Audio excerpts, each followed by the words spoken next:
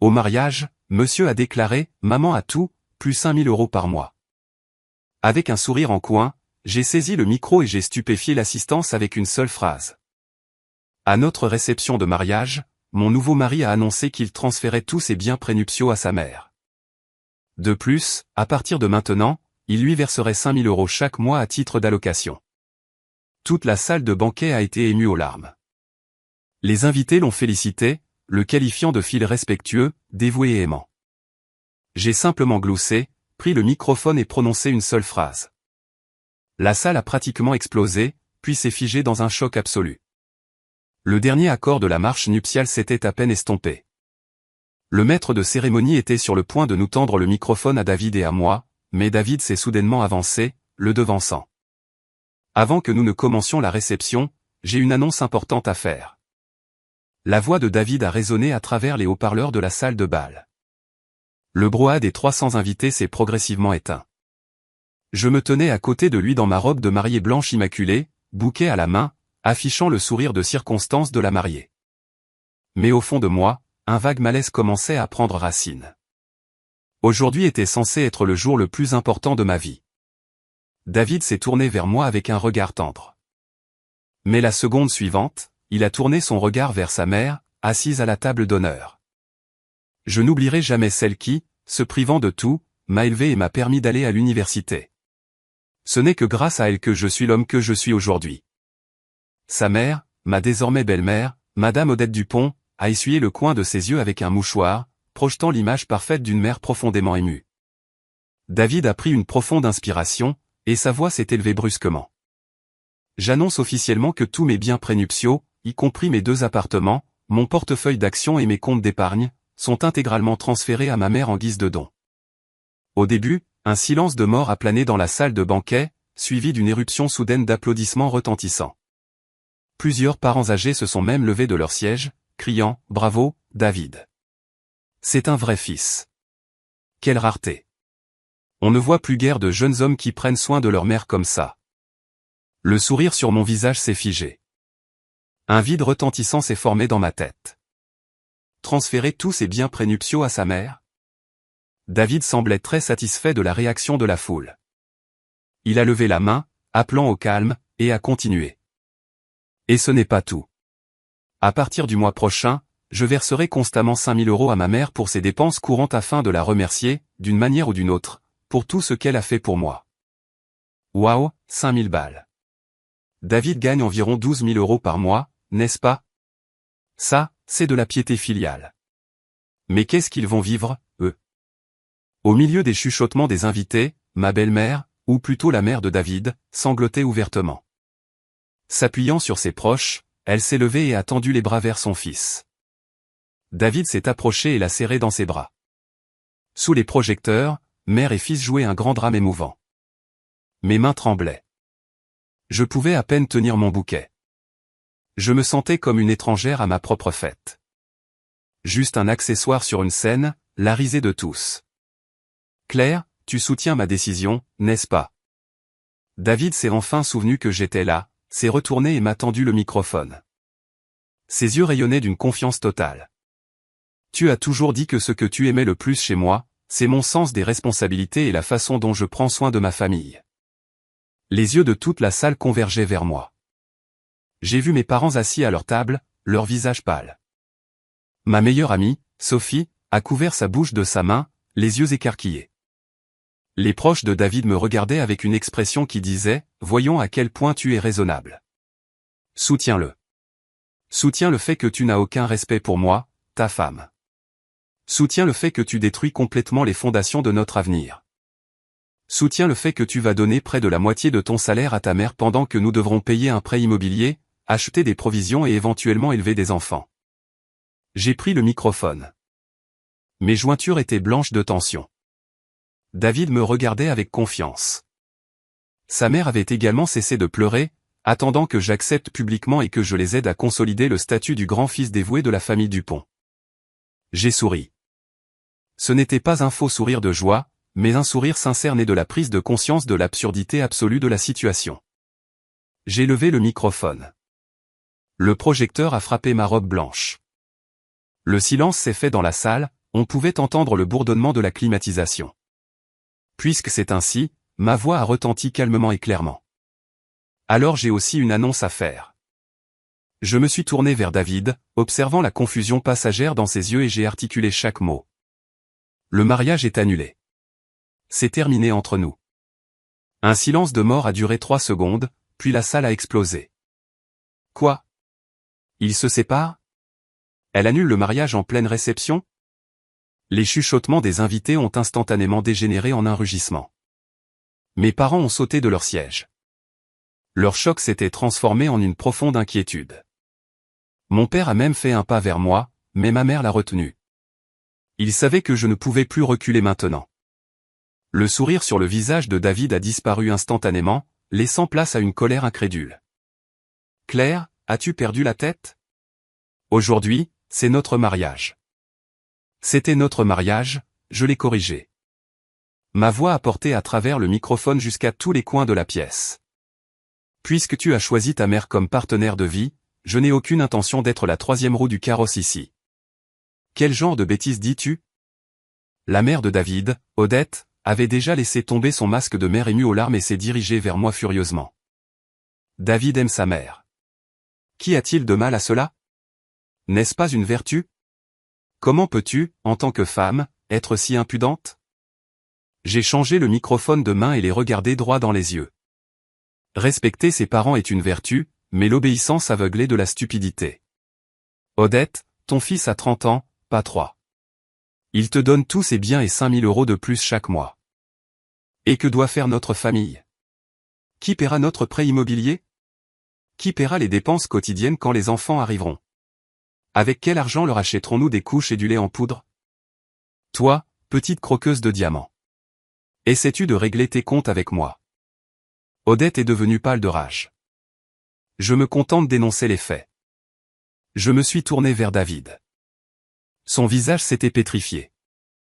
M'as-tu consulté avant de prendre cette décision? As-tu demandé mon avis? Ou penses-tu que, juste parce que nous nous marions, je dois accepter inconditionnellement toutes les conditions que tu fixes, y compris être une figurante dans ta pièce sur le fils parfait? David a ouvert la bouche, mais n'a pas trouvé les mots. De toute évidence, il ne s'attendait pas à ce que je fasse une scène devant tant de monde. Claire, arrête cette hystérie. Il a finalement retrouvé sa voix. Son ton s'est adouci dans une tentative de sauver la situation. Nous pouvons en discuter à la maison. Aujourd'hui, c'est notre mariage. Tant d'invités nous regardent. Oh, maintenant tu te souviens de ce que signifie la honte et la réputation. J'ai ricané, mon ton glacial. Quand tu as annoncé publiquement que tu remettais toutes tes propriétés à maman, tu n'as pas pensé à mon humiliation. Tu n'as pas pensé à notre vie future. David, je comprends maintenant. Tu n'as pas besoin d'une femme. Tu as besoin d'une actrice de soutien pour ton drame sur le grand amour filial. Claire Duval, a-t-il grogné. La salle était déjà en plein chaos. Les proches de la famille Dupont sautaient, m'accusant de n'avoir aucune classe. Faire un coup pareil à un mariage pour embarrasser les deux familles. Est-ce la faute de David s'il aime sa mère? Si tu n'épouses pas un type comme ça, qui vas-tu épouser? Mes proches et amis ne se sont pas retenus non plus. Aimer sa mère est normal, mais connais tes limites. Il n'a même pas encore signé le certificat de mariage, et il a déjà tout transféré à elle et donne une fortune chaque mois. Comment Claire est-elle censée vivre avec lui? C'est un gros fils à maman. Le maître de cérémonie se tenait impuissant sur le côté, essayant à plusieurs reprises d'intervenir et d'apaiser les choses, mais personne ne lui prêtait attention. Ma meilleure amie Sophie a couru sur scène, s'est tenue à côté de moi et a déclaré haut et fort, Claire a raison. Le mariage est une affaire à deux. David, as-tu seulement pensé à ses sentiments? La compte pour votre appartement commun, celui que vous avez acheté comme nid familial, la famille de Claire en a payé la moitié. Et maintenant tu dis que tu donnes tous tes biens à ta mère. Cela signifie que l'argent que les parents de Claire ont donné est allé directement à ta mère. Ces mots ont agi comme une bombe. Quoi? La famille de la mariée a payé la moitié de la compte. Donc la moitié de l'appartement appartient à la famille Duval. Comment a-t-il pu tout transférer à sa mère? Ça, c'est dépasser les bornes. Le visage de David est devenu cramoisi. Il ne s'attendait pas à ce que Sophie le mentionne devant tout le monde. L'appartement que nous prévoyions de faire de notre maison coûtait 750 000 euros. L'acompte était de 150 000 euros, dont mes parents avaient contribué 75 000 euros. Nous avions convenu que nos deux noms figureraient sur l'acte après le mariage. J'aurais remboursé cet argent. David a commencé à bégayer. Quand l'aurais-tu remboursé? Comment l'aurais-tu remboursé? J'ai insisté. Tu vas donner 5 000 euros par mois à ta mère sur ce qu'il reste, payer le prêt immobilier et acheter des provisions. Où vas-tu trouver l'argent pour rembourser mes parents de leurs 75 000 euros? Vas-tu les payer avec ton certificat de fils de l'année? Des rires ont éclaté dans la salle, rapidement étouffés par les cris de colère des proches du marié. Assez. Odette a soudainement hurlé, me pointant du doigt. Je savais que tu étais une misérable. Tu n'es même pas encore entré dans la famille, et tu essaies déjà de diviser nos biens. Mon fils est merveilleux. Tu as de la chance de l'épouser et tu l'as humilié à son propre mariage. Si c'est comme ça, alors il n'y aura pas de mariage. C'est exactement ce que je veux, j'ai répondu calmement. Je me suis tourné vers le maître de cérémonie. Monsieur, veuillez annoncer que le mariage est annulé. Cependant, le banquet continue. Considérez-le comme un dîner que j'organise. Tous les cadeaux en espèces seront intégralement rendus aux invités. Ayant dit cela, j'ai enlevé mon voile devant tout le monde. Puis j'ai retiré la bague en diamant coûteuse de mon doigt. David avait économisé pour elle pendant 6 mois, et à l'époque j'avais été ému aux larmes.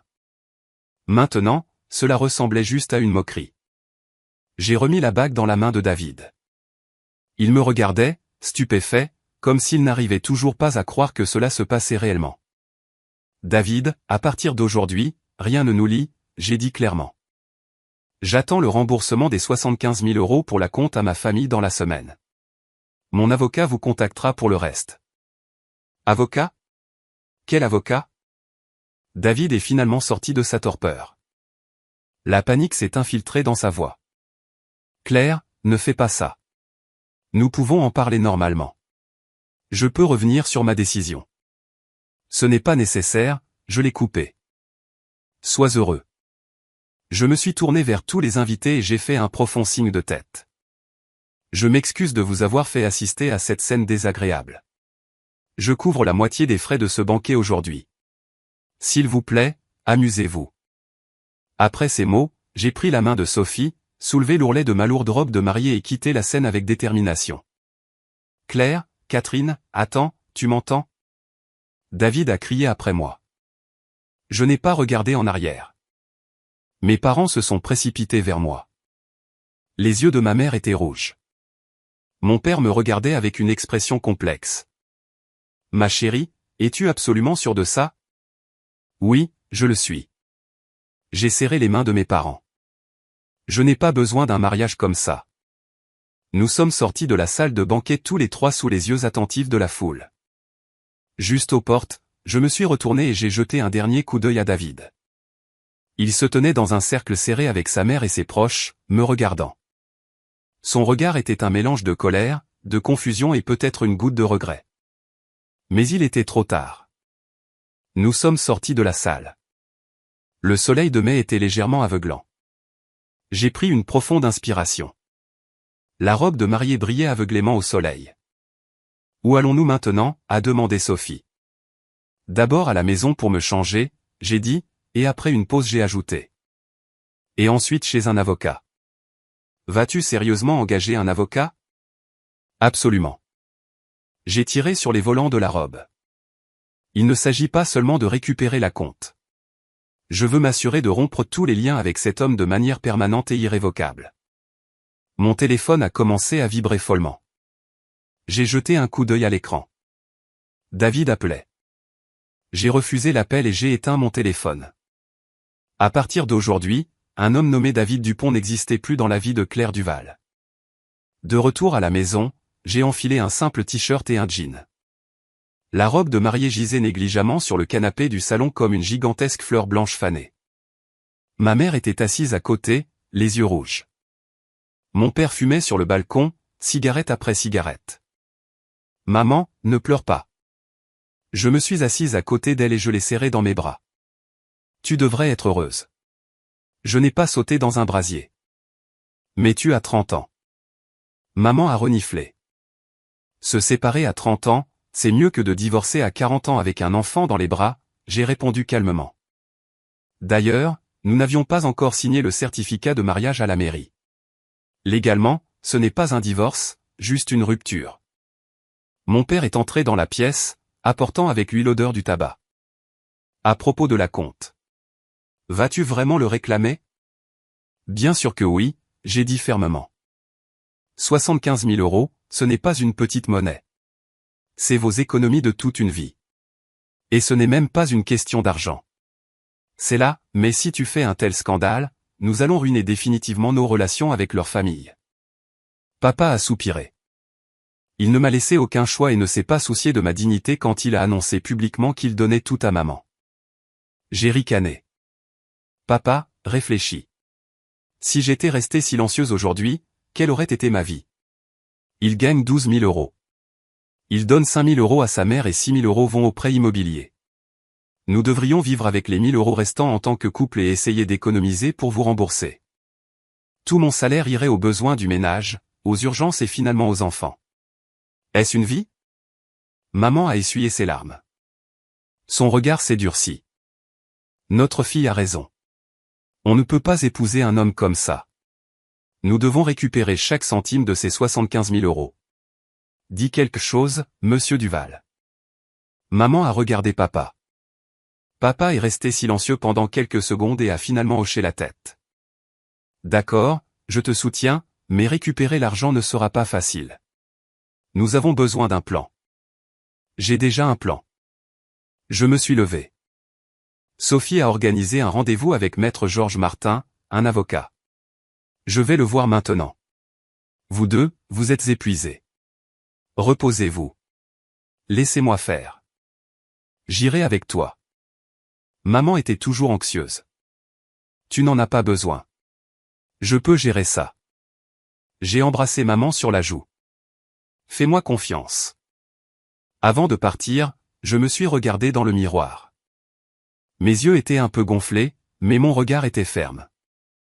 Claire, tu as fait ce qu'il fallait, me suis-je dit. Le bureau de Maître Georges Martin était situé en centre-ville, au 28e étage d'un gratte-ciel d'entreprise.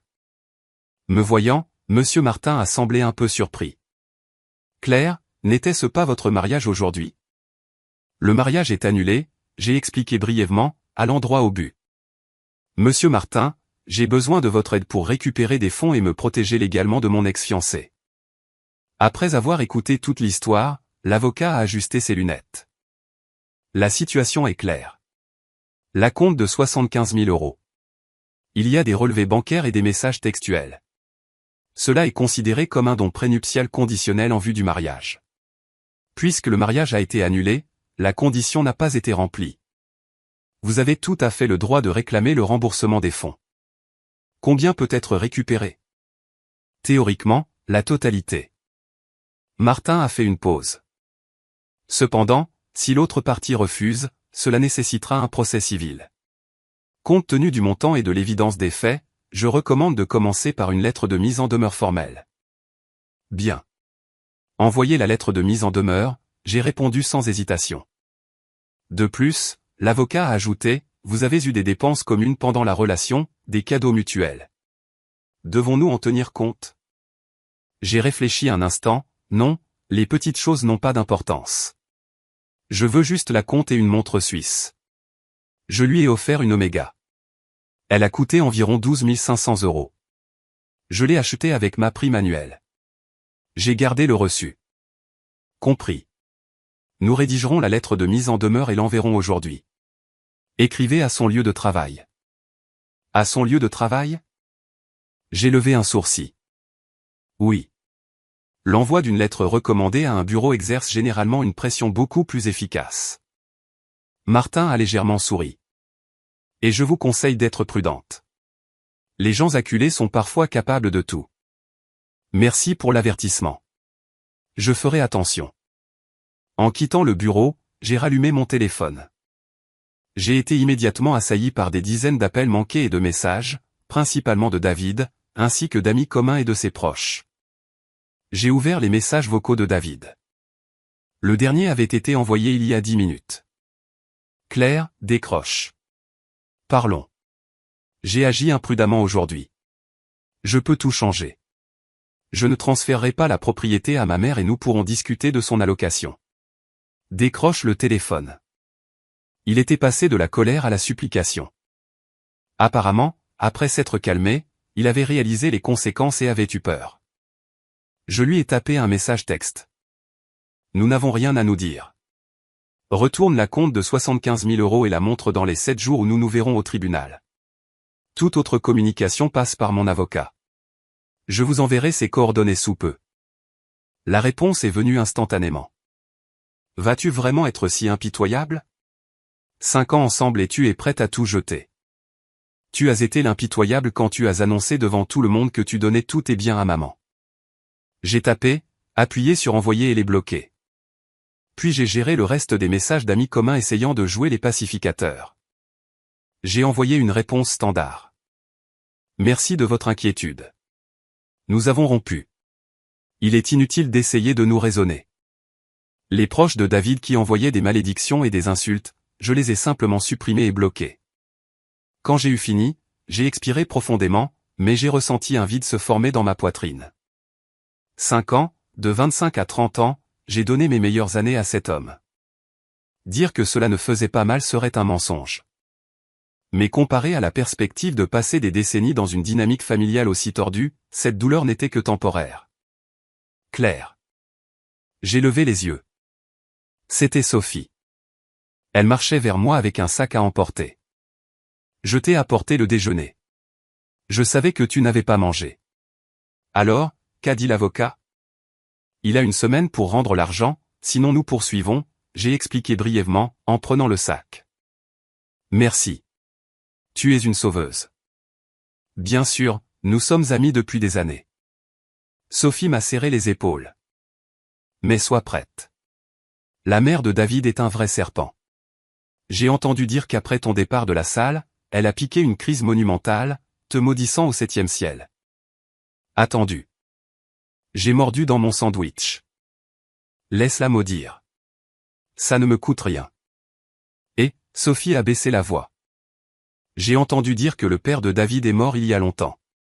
Et sa mère l'a élevé seule. C'est pourquoi il est si attaché à elle.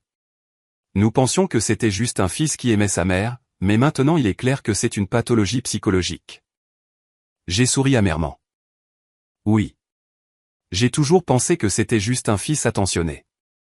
Jusqu'à aujourd'hui, je n'avais pas réalisé que ce n'était pas de l'amour. C'est une symbiose. Elle ne peut pas vivre sans lui et il ne peut pas vivre sans elle. Et j'étais juste une étrangère. Mon téléphone a de nouveau sonné, cette fois d'un numéro inconnu. J'ai répondu. C'était David qui appelait d'un autre téléphone. Claire, rencontrons-nous juste une minute, juste pour parler. Je suis sous ta fenêtre. Je me suis dirigé vers la fenêtre et j'ai regardé en bas. En effet. David se tenait près des parterres de fleurs, tenant le même bouquet de mariée dans ses mains. Quelle ironie. C'est inutile. Tout a été dit, j'ai répondu froidement. Juste 10 minutes. Je t'en supplie. J'ai vraiment réalisé mon erreur. Je retirerai toutes mes déclarations. Recommençons, s'il te plaît. David, j'ai dit calmement. Tu ne comprends toujours pas quel est le problème. Il ne s'agit pas de savoir si tu peux retirer tes mots. Il s'agit de la façon et de la raison pour lesquelles tu as pris cette décision. Tu ne me considères pas du tout comme une partenaire égale. Pour toi, je ne suis qu'une figurante dans le scénario de ta vie. Je ne veux pas d'une relation comme ça. Un long silence a plané à l'autre bout du fil. Finalement, il a parlé. Je n'ai pas les 75 000 balles tout de suite. L'argent est chez ma mère. Elle l'a placé en certificat de dépôt. Je ne pourrai pas le retirer si vite. C'est ton problème, j'ai répondu sans pitié. Tu as une semaine. Si tu manques la date limite, je déposerai une plainte immédiatement et je demanderai au tribunal de saisir tes biens, tes appartements, tes voitures, tes comptes, tout sera gelé. Tu sais que je ne fais pas de menaces en l'air. Claire, ne me coince pas. Tu m'as coincé à notre mariage. J'ai raccroché le téléphone et bloqué ce numéro aussi. Sophie m'a fait un pouce levé. Badass. Mais n'as-tu pas peur qu'il fasse quelque chose de stupide par désespoir? À quoi bon avoir peur? J'ai regardé par la fenêtre. David était toujours là. Sa silhouette sous le soleil de l'après-midi semblait quelque peu pathétique. Parfois, il faut être dur pour ne pas se faire marcher dessus. Bien que je ne vais pas mentir, mon cœur me fait mal. Après tout, je l'ai aimé pendant 5 ans et j'avais prévu de passer ma vie avec lui. Mais en ce moment, je comprends clairement. Si tu prends la mauvaise route, tu dois faire demi-tour immédiatement, peu importe la distance que tu as parcourue. Mon téléphone a vibré. Un message de l'avocat Georges Martin. La lettre de mise en demeure a été envoyée par courrier recommandé. Une copie électronique a également été envoyée à son adresse email professionnelle. J'ai également vérifié que David possède effectivement 2 appartements à son nom acquis avant le mariage. L'un est hypothéqué, l'autre est entièrement payé. En cas de poursuite, nous pouvons déposer une requête pour saisir les 2 propriétés. J'ai répondu « Merci ». Nous procédons selon les règles. En posant mon téléphone, j'ai dit à Sophie « Viens avec moi ». Où? Au centre commercial. Je me suis levé. Je vais me débarrasser de cette aura de malchance et acheter de nouveaux vêtements. C'est l'heure d'un nouveau départ. Ça, c'est la Claire que je connais. Sophie a sauté. Allons-y, ma meilleure amie, je t'invite. Nous fêtons ton évasion. En riant, nous avons quitté l'appartement, laissant David et son bouquet fané loin derrière. Le lendemain de l'envoi de la lettre de mise en demeure, David s'est présenté à mon lieu de travail. Claire, sors. Nous devons parler. Il a crié fort à l'accueil, attirant l'attention de mes collègues. J'étais en train de préparer une présentation pour une réunion de l'après-midi. En entendant le bruit, je suis sorti et j'ai vu un David épuisé dans un costume froissé. Il semblait radicalement différent du marié rayonnant du mariage. C'est mon lieu de travail. Veuillez partir, j'ai dit calmement. Partir? Tu as envoyé une lettre d'avocat directement à mon bureau. Maintenant, toute ma firme sait que mon ex-fiancé me poursuit en justice. Es-tu heureuse? Les yeux de David étaient injectés de sang. Sa voix était éraillée. Je suis resté inflexible. Si tu avais rendu l'argent à temps, il n'y aurait pas de lettre de mise en demeure. Pars et n'interfère pas avec mon travail. Interférer avec ton travail? Tu as ruiné ma vie. David a soudainement élevé la voix. Mes patrons m'ont convoqué. Ils ont dit que mon drame personnel nuit à la réputation de l'entreprise. As-tu une idée du nombre d'années que j'ai passé à travailler dur pour obtenir ce poste de directeur? Et tu n'as que toi à blâmer pour ça, j'ai répété encore plus froidement. Quand tu as décidé de faire un spectacle au mariage et de donner tout ton argent à maman, tu aurais dû prévoir les conséquences. Tu n'as pensé qu'à toi, à ta mère et à ton image de fils parfait. As-tu pensé à mes sentiments, à notre avenir? Mais j'ai admis que j'avais tort. David s'est dégonflé. Une note suppliante est entrée dans sa voix. Claire, je comprends vraiment maintenant. Arrêtons de nous battre. Je te rendrai l'argent, mais ne le fais pas de manière si agressive. Donne-moi du temps. 1 semaine. Je t'ai donné 1 semaine. J'ai jeté un coup d'œil à ma montre. C'est le 2e jour. Il te reste 5 jours. 75 000 €, c'est une somme énorme. J'ai besoin de temps pour la rassembler. C'est ton problème. Je me suis tourné pour partir. Claire. David m'a attrapé le poignet si fort que j'ai grimacé. Vas-tu vraiment être si cruel? 5 ans. Nous avons été ensemble pendant 5 ans. N'as-tu absolument plus aucun sentiment? Lâche-moi. J'ai regardé sa main, articulant chaque mot. Tu vas me donner une réponse aujourd'hui. Sécurité. J'ai crié vers l'entrée. 2 gardes de sécurité se sont rapidement approchés et ont éloigné David. Il a résisté, et alors qu'il était traîné vers la sortie, il a crié, « Claire Duval, tu vas le regretter. Je ne te pardonnerai pas ça. » Un silence de mort est tombé sur le bureau. Tous mes collègues me regardaient avec diverses émotions sur leur visage. J'ai pris une profonde inspiration, leur ai fait un signe de tête et j'ai dit, « Je m'excuse pour le dérangement. » C'est une affaire personnelle. Je m'en occuperai. Cela n'affectera pas mon travail. Quand je suis retourné à mon bureau, ma chef de projet, Madame Léa Durand, est venue me tapoter l'épaule. Si tu as besoin d'aide, dis-le. Merci, Léa. Je peux gérer ça. Bien. Elle a baissé la voix. Mais sois prudente. Des gens comme ça sont capables d'extrêmes. Je te ramène chez toi ce soir. Pas besoin. J'ai ma voiture. Je ferai attention.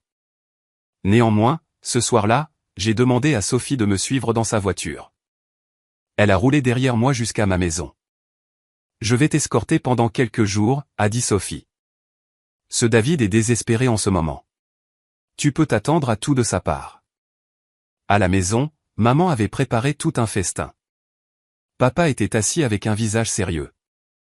Ma chérie, David est venu ici aujourd'hui, a dit papa immédiatement.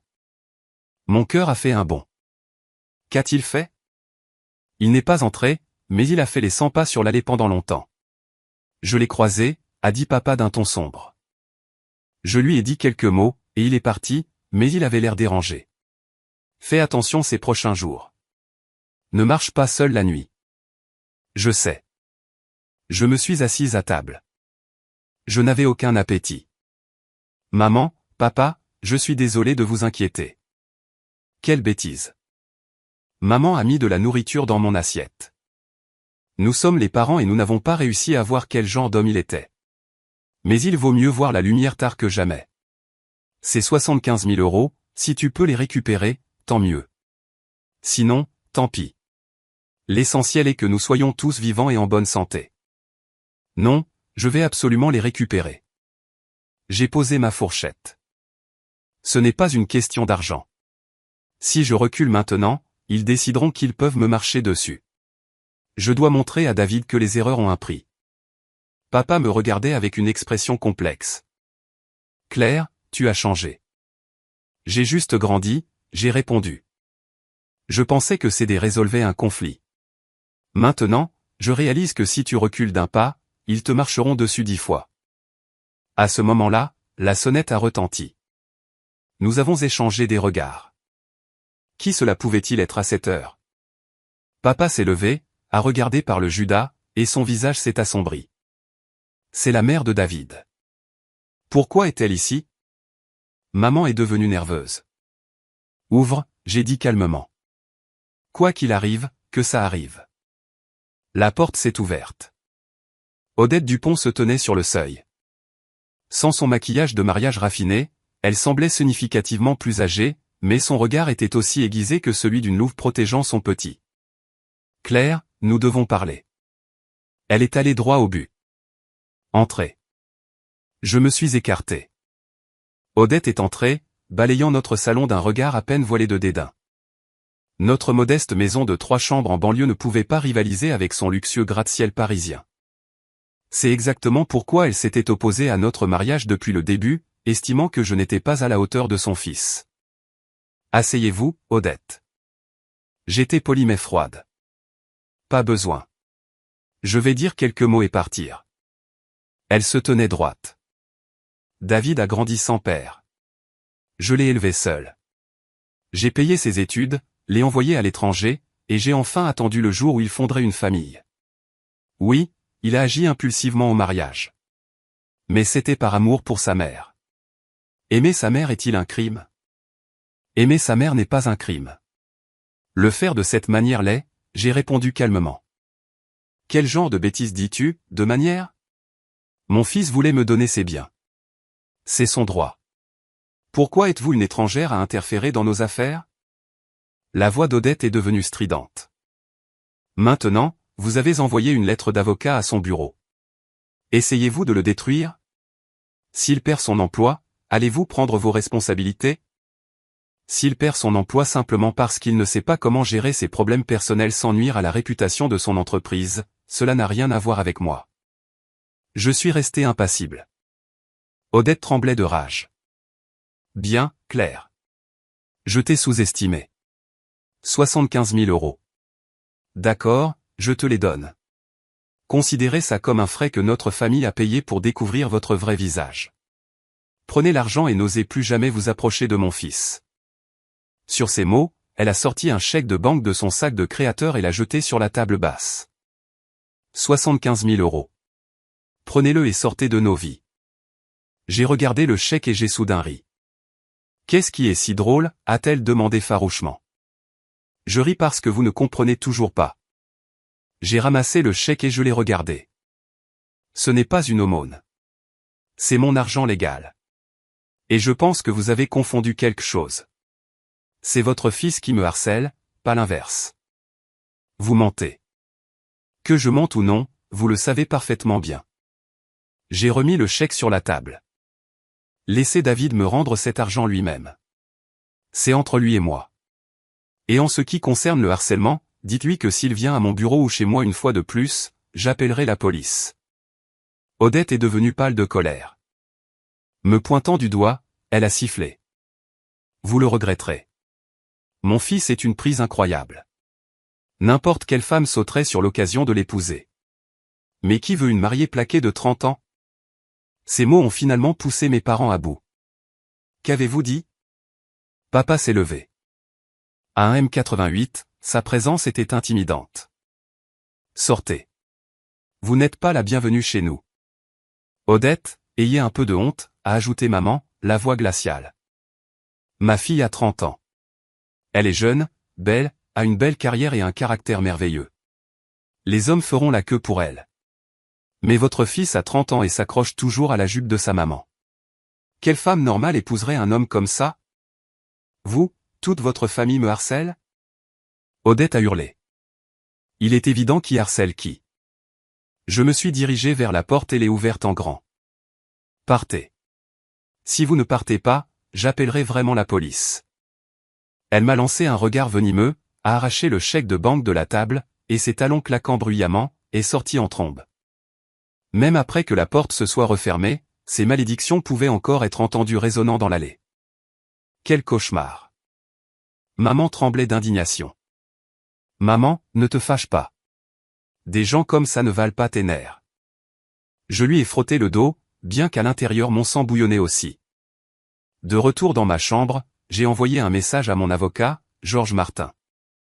La mère de David est venue chez moi. A apporté un chèque de 75 000 €. Je ne l'ai pas pris. Je lui ai dit que David devait le rendre lui-même. De plus, il est venu à mon bureau aujourd'hui pour faire une scène. J'ai des images de sécurité. S'il se présente à nouveau, j'appelle la police et je demande une ordonnance de restriction. La réponse est venue rapidement. Bonne idée. N'acceptez pas d'argent directement de la mère. Cela peut créer des complications juridiques. Gardez les images de sécurité. Elles seront utiles. Une ordonnance de restriction peut être déposée s'il y a un autre incident de harcèlement documenté. J'ai posé mon téléphone et j'ai regardé le ciel s'assombrir derrière la fenêtre. Soudain, je me suis senti terriblement épuisé. 5 ans de relation se sont terminés si mal. Je ne regrettais pas ma décision, mais j'étais sincèrement triste. Triste pour ma jeunesse gaspillée. Triste de réaliser qui était vraiment l'homme que j'aimais si profondément. Mon téléphone a de nouveau vibré. Un message d'un numéro inconnu. Claire, je suis désolé. Je comprends vraiment maintenant. Je te rendrai l'argent. S'il te plaît, ne me ruine pas la vie. Séparons-nous en paix pour l'amour des 5 ans que nous avons passés ensemble. C'était David. Après un instant de réflexion, j'ai répondu, rends l'argent d'ici la fin de la semaine. Nous n'avons rien d'autre à nous dire. N'ose pas mentionner nos années passées ensemble. Tu as piétiné tout ce que nous avions au moment où tu m'as humilié publiquement au mariage. J'ai appuyé sur envoyer et les bloquer. C'en était fait. À partir de maintenant, un nouveau chapitre commençait dans la vie de Claire Duval. Mais je me suis détendu trop tôt. L'après-midi du 3e jour, Sophie a appelé et j'ai réalisé que la vraie bataille ne faisait que commencer. Claire, catastrophe. La voix de Sophie semblait alarmée.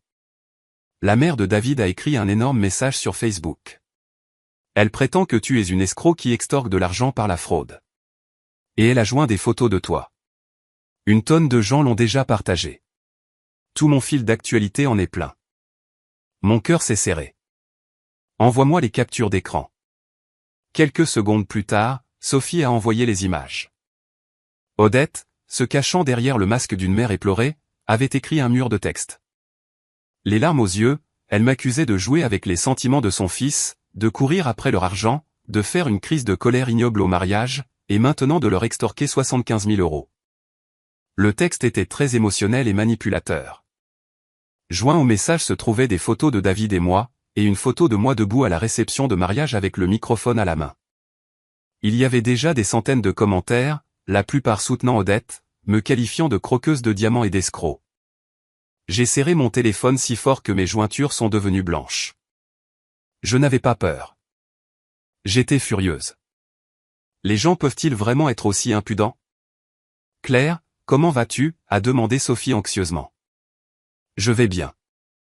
J'ai pris une profonde inspiration. Rends-moi un service. Fais une capture d'écran du message lui-même et absolument de chaque commentaire. Ensuite, contacte Martin. Dis-lui que je vais poursuivre Odette Dupont pour diffamation. Compris. Je le fais tout de suite. En raccrochant, je me suis assise devant mon ordinateur et j'ai commencé à écrire ma réponse. S'il voulait jouer sale, défi accepté. Cette fois, je ne me retiendrai pas. J'ai passé 2 heures à exposer la vraie histoire. Du début de notre relation de 5 ans à la rencontre des familles, de la façon dont ma famille a donné 75 000 euros pour la compte à l'annonce choquante au mariage, de ses insultes chez moi à sa crise de colère à mon bureau. Du vrai visage de ce fils parfait au cyberharcèlement et à la diffamation, j'ai écrit sèchement et objectivement. J'ai joint toutes les preuves. Capture d'écran des virements bancaires montrant la compte, courte vidéo du mariage filmé par des amis, images de caméra de sécurité de mon bureau, une photo d'Odette jetant le chèque sur ma table basse, et le texte intégral de son message diffamatoire. La vérité ne semble souvent pas aussi poétique que la fiction, mais c'était la vérité.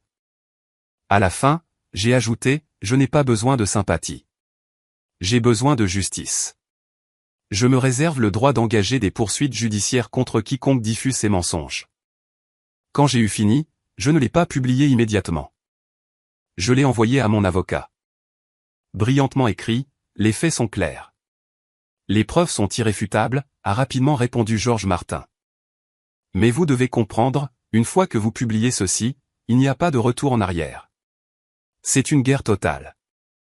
Il n'y avait pas de retour en arrière au moment où elle a publié ses mensonges, j'ai répondu. Très bien, alors publiez-le. Mais je vous conseille de créer une page Facebook publique ou un compte TikTok sous votre vrai nom pour lui donner un statut officiel. Et je suis déjà en train de rédiger une injonction de cesser et de s'abstenir et une plainte pour diffamation contre Odette Dupont, prête à être envoyée à tout moment. J'ai créé une nouvelle page, vérifié mon nom et publié le texte massif avec les preuves. Sophie l'a partagé en premier. J'étais demoiselle d'honneur à ce mariage. Je suis un témoin. Chaque mot que Claire dit est l'absolue vérité. Puis des collègues et d'autres invités du mariage se sont joints.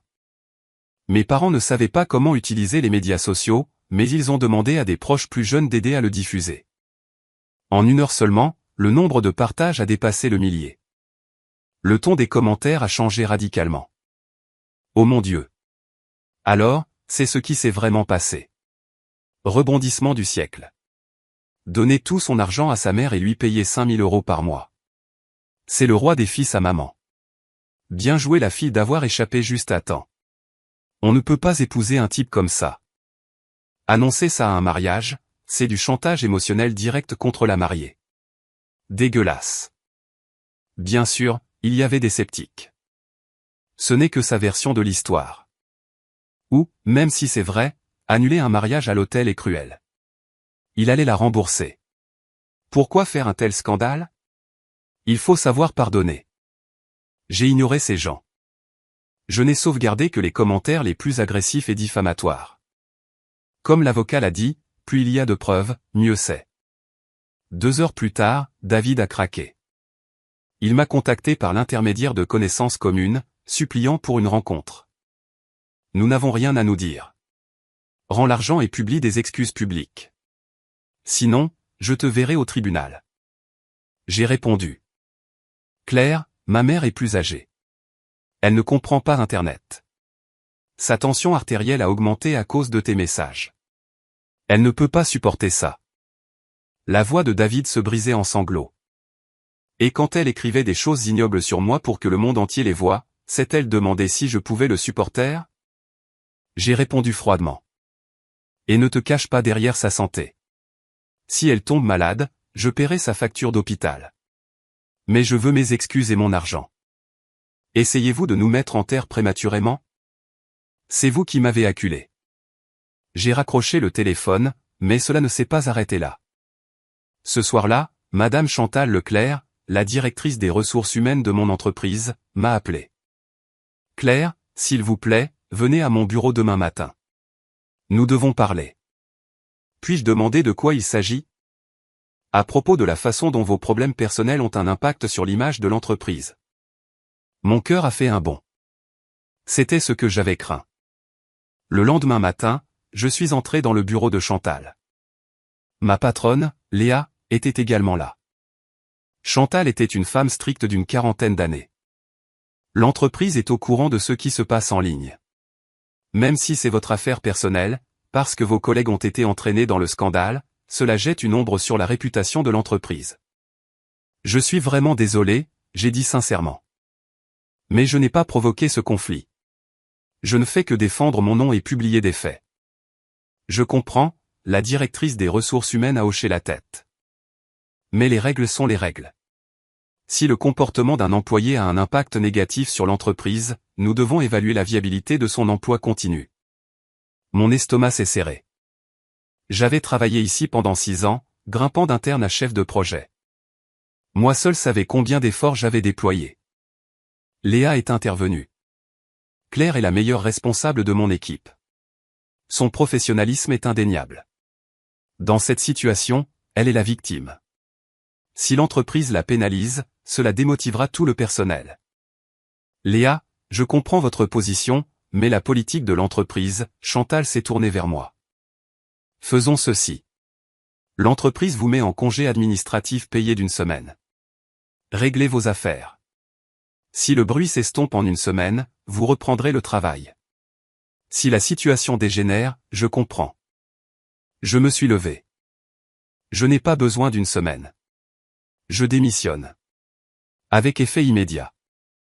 Claire. Léa était choquée. Léa, merci pour tout.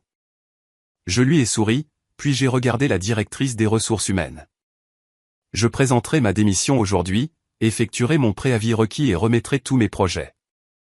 La directrice n'avait clairement pas prévu une telle décision. Êtes-vous sûr? Je suis sûr, mais j'ai des conditions. Le motif de mon départ ne doit pas mentionner un seul mot concernant la violation de l'éthique d'entreprise. Je démissionne de ma propre volonté. D'accord. Quand nous avons quitté le bureau, Léa m'a suivi, l'air coupable. Claire, je suis désolé. Je n'ai pas pu te protéger. Tu n'es pas à blâmer, j'ai répondu honnêtement. Tu as fait tout ce que tu pouvais. Mais une entreprise qui sacrifie ses employés si facilement ne vaut pas la peine d'être conservée. J'ai géré David. Je gérerai la recherche d'un nouvel emploi. Si j'ai besoin d'une référence, je viendrai certainement te voir. De retour à mon bureau, j'ai commencé à écrire ma lettre de démission. Dire que je n'étais pas triste serait un mensonge. Mais surtout, je ressentais un soulagement. J'étais ici depuis 6 ans et j'avais de toute façon atteint un plafond. Il était peut-être temps de changer. Mon téléphone a sonné. C'était Sophie. Claire, as-tu vu la déclaration officielle de l'entreprise de David? J'ai ouvert le lien qu'elle avait envoyé et j'ai figé. L'entreprise de David avait publié un communiqué de presse formel concernant la situation de notre employé, Monsieur Dubois. Le comportement de Monsieur Dubois est une affaire personnelle et n'est pas affilié à notre entreprise. Cependant, comme cet incident a causé de graves dommages à la réputation de notre entreprise et perturbé les opérations commerciales, la direction a décidé de suspendre Monsieur Dubois de son poste en attendant une résolution complète de ses affaires personnelles. Notre entreprise adhère à des normes éthiques strictes et ne tolérera pas les actions qui ternissent notre image. Les commentaires étaient fous. Excellent travail. Les fils à maman n'ont pas leur place dans la direction d'entreprise. Bravo à l'entreprise. Content qu'il ait été suspendu. Aurait dû le virer. Regardez ce que l'amour aveugle pour maman vous apporte. A ruiné sa propre carrière. J'ai posé mon téléphone. J'avais des sentiments mitigés. David avait travaillé pour ce poste de directeur pendant 8 ans. Maintenant, il était suspendu, peut-être viré. Étais-je heureuse? Non. Je n'avais pas voulu ça, mais il s'était attiré des ennuis tout seul. Exactement 10 minutes plus tard, David a de nouveau appelé. Cette fois, sa voix était pleine de désespoir. Es-tu heureuse? Ils m'ont viré du travail. Es-tu heureuse maintenant? Ce sont les conséquences de tes propres choix. J'ai répondu calmement. David, je le dis pour la dernière fois. Rends l'argent. Excuse publique de toi et de ta mère. Partout où tu as posté, tu admettras que c'était de la diffamation, et tu promettras de ne plus jamais me harceler, moi ou ma famille. La seconde où les 75 000 € arriveront sur mon compte, je supprimerai mon message et nous ne nous croiserons plus jamais. Il y eut un long silence sur la ligne. Puis le son de sanglots étouffés. Claire, je comprends vraiment maintenant. Peux-tu me donner une chance? Recommençons. Non, je l'ai coupé. C'est terminé. C'est terminé depuis le moment où tu as pris ce microphone à notre mariage. Maintenant, fais ce que tu as à faire. Prends tes responsabilités comme un homme. Arrête de pleurer et d'essayer de jouer sur ma pitié. J'ai raccroché et j'ai expiré. Mon téléphone a de nouveau vibré. Une notification de la Banque nationale. Virement reçu. 75 000 €. L'argent était arrivé. Quelques instants plus tard, la page Facebook de David a été mise à jour. Il a posté une photo d'une lettre manuscrite. Moi, David Dupont, j'offre mes plus sincères excuses à Claire Duval et à sa famille pour la douleur et les désagréments que j'ai causés.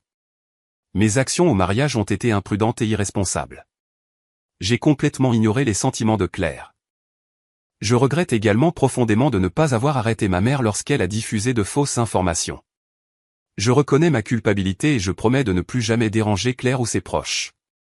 Je demande à tous d'arrêter de répandre des mensonges. Encore une fois, je suis vraiment désolé. En dessous se trouvait une capture d'écran d'excuses de sa mère, Odette. L'opinion publique a basculé instantanément. Aurait dû faire ça depuis le début. Au moins, il a eu le cran d'admettre qu'il avait tort. Il faut quand même se tenir loin des fils à maman. Cette fille est une dure à cuire. Elle leur a tenu tête. Comme promis, j'ai supprimé mon énorme message avec les preuves, mais j'ai laissé un court message. Le conflit a été résolu. Merci à tous pour votre soutien. L'affaire est close. Aucun autre commentaire ne sera fait. Puis j'ai appelé mon avocat. Monsieur Martin, l'argent est arrivé. Les excuses sont postées. Envoyons-nous toujours la plainte pour diffamation? Puisqu'ils se sont excusés publiquement, nous pouvons attendre, a répondu Martin, mais nous conservons le droit de poursuivre. S'ils essaient à nouveau, ils feront face à toute la rigueur de la loi. Merci beaucoup. De rien. J'ai entendu dire que vous aviez démissionné. Reposez-vous. Pensez à l'avenir. Si vous avez besoin d'un emploi, je peux vous recommander à quelques excellents clients d'entreprise. Merci. Je vais faire une pause pour l'instant. En raccrochant, j'ai regardé par la fenêtre la rue ensoleillée. Au cours du mois suivant, j'ai officiellement quitté mon emploi. Mes collègues m'ont organisé une petite fête de départ. Léa m'a serré fort dans ses bras. Appelle-moi si tu as besoin de quoi que ce soit. Promis. En sortant du parc d'affaires, j'ai pris une grande inspiration. Un véritable nouveau départ m'attendait. Mais le destin, semble-t-il, aime les blagues cruelles. Au moment où je pensais que la poussière était retombée, une nouvelle information m'a de nouveau déstabilisé. Claire, tu as entendu? Sophie a appelé. Sa voix était conspiratrice. La mère de David est à l'hôpital. À l'hôpital? Que s'est-il passé? Ils disent une crise hypertensive déclenchée par une dépression nerveuse. Assez grave. Sophie a fait une pause. Mais il y a une nouvelle encore plus folle. Quoi? J'ai figé. David se marie. À qui? Quand? Le mois prochain. À une fille qu'il connaît depuis moins d'un mois. Sophie a baissé la voix. Et la rumeur dit qu'elle est déjà enceinte. Enceinte?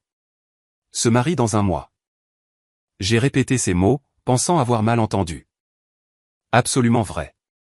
Les anciens collègues de David me l'ont dit. Il a déjà envoyé les invitations. Le mariage est le 8, le nom de la mariée attend, laisse-moi vérifier la capture d'écran. Sophie Dubois. Sophie Dubois. Un nom complètement inconnu. Et elle est enceinte de 3 mois, a poursuivi Sophie. Pas étonnant que sa mère ait précipité ton mariage. Alors c'était ça. Je me tenais dans la rue bruyante, serrant mon téléphone. Le monde semblait absolument absurde. Il y a un mois, je me préparais à épouser cet homme. Et un mois plus tard, il épouse quelqu'un d'autre qui est miraculeusement enceinte. Claire, tu vas bien, s'est inquiétée Sophie. Parfaitement bien, j'ai répondu, surprise par mon propre calme. C'est juste ridiculement drôle. Il a juré qu'il m'aimait, a imploré le pardon, et pendant ce temps, il a réussi à mettre quelqu'un enceinte et se marie si vite. Typique fils à maman. Impossible de faire un pas sans maman. Alors, il en a trouvé une qui obéira, a fulminé Sophie. Bien que cette Sophie-là soit aussi une sacrée femme. Elle savait qu'il venait de sortir d'une relation et a quand même sauté dans son lit. Probablement après son argent, peut-être. J'ai soudainement ressenti de l'apathie. Peu importe. Cela ne me concerne pas. Qu'il épouse qui il veut tant qu'il reste loin de moi. Tu ne t'en soucies vraiment pas. Qui a-t-il à regretter? J'ai gloussé. Je devrais être ravi d'avoir échappé à temps. Si nous nous étions mariés, je serais à la place de cette fille enceinte. Et puis je découvrirais que mon mari a donné tout notre argent à sa mère et lui versait 5 000 € par mois en plus. Ça, ce serait une vraie tragédie. Sophie a ri bruyamment au téléphone. C'est vrai. Qui veut ce prix peut le garder. Comment se passe la recherche d'emploi? J'ai quelques entretiens prévus. J'ai jeté un coup d'œil à ma montre. En fait, je dois y aller maintenant. Je suis en retard. Bonne chance. Si tu l'as, le dîner est pour moi. Marché conclu.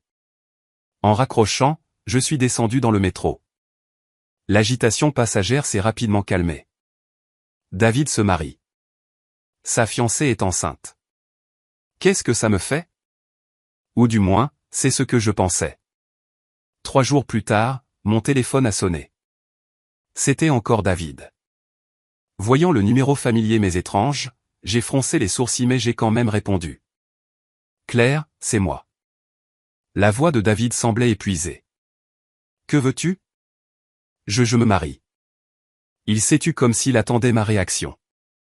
J'ai entendu. Félicitations. Ma voix était complètement plate. Et tu n'as rien à me dire? Que suis-je censé dire? Et une vie heureuse. Je me suis préparé à raccrocher. Attends, a-t-il crié à la hâte. Je sais que je ne devrais pas dire ça, mais je le regrette.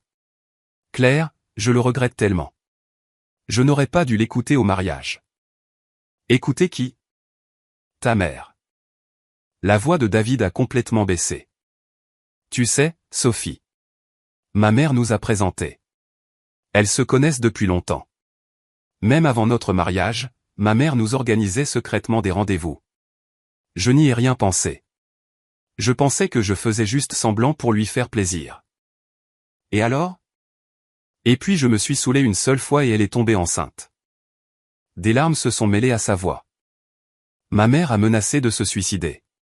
A crié qu'un enfant de notre famille ne devait pas grandir sans père. Elle m'a forcé à l'épouser. Je n'ai pas eu le choix. Claire, je jure que je n'ai pas eu le choix.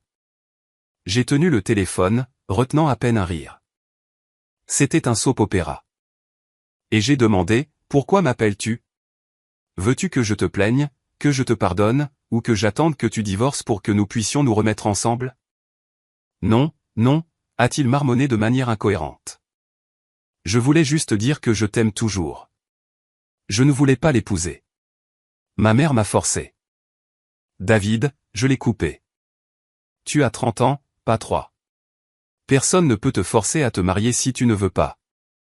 Puisque tu as décidé d'obéir à maman et de prendre une femme que tu n'aimes pas, alors sois un homme et prends tes responsabilités. Entre nous, c'est fini. Ne m'appelle plus. Et encore une chose, j'ai ajouté. Puisque tu te maries, jette toutes mes affaires qui sont encore chez toi ou fais-les me faire parvenir par coursier. Tu connais l'adresse. Ma mère a déjà tout jeté. Parfait. Adieu pour toujours. J'ai raccroché et bloqué le numéro à nouveau. Expirant profondément, j'ai jeté le téléphone dans mon sac. L'ironie. Il y a un mois, à notre mariage, il donnait publiquement tout à sa mère, me traitant comme de la saleté.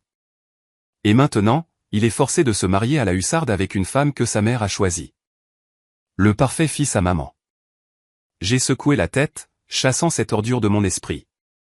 J'avais 2 entretiens importants aujourd'hui. Le premier était dans une start-up technologique en pleine croissance.